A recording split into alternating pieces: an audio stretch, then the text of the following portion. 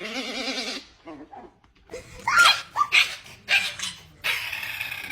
my goodness.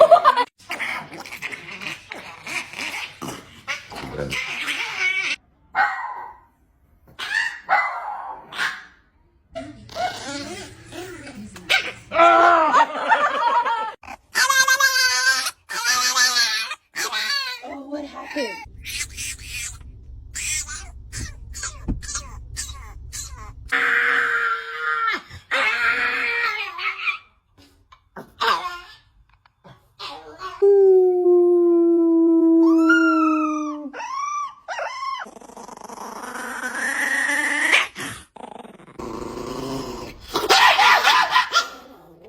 People who pet their dogs are 5 times more likely to live longer than people who just have cats.